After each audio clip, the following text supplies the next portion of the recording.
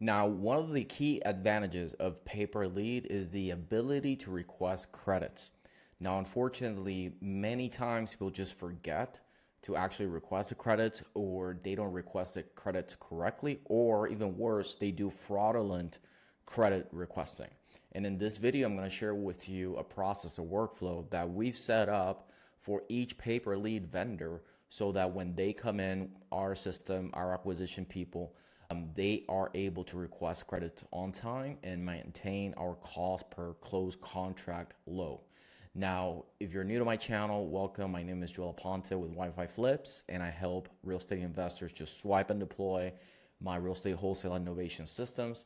Check out all the resources below and make sure you subscribe and like. So what we like to do is we have our CRN set up with GoHighLevel. Check the resource in the snapshot below. The idea is that when the lead comes in, it already has a task that populates to check for credit requests. Now, this may vary by paper lead vendor. So like in this example, if we're using property leads, they're able to provide us a refund based at if the home is listed, or if it's a mobile home on a rented lot, or if it's outside of your area. And by keeping on top of these credits and having automated text messages, emails, voicemails, dialers, AI callers and stuff like that, we're able to make the most out of the marketing. Now, I do want to say that it's important to not submit fraudulent credit requests, okay? Everybody is, is a team member towards getting deals, right? And so these paper lead providers, they do their best, in honing in their marketing skills. If you've ever run marketing campaigns yourself, you know that it's super hard to actually get good results and keep good results. So make sure that whenever you're submitting credit requests, you have documentation. And that's why it's super important to have a system that tracks everything from start to finish. Now, with that said, I want to take you through the process of, how we do it in our system. So essentially we have a workflow, and that workflow creates a credit request task and a due date that matches right from when that lead came in.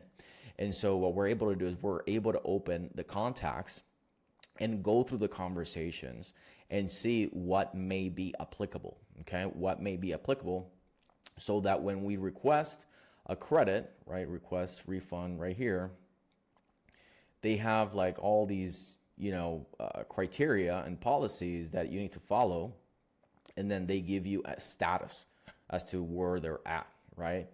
And I do prefer for new real estate investors to start off with paper lead, because it is one less thing to think about.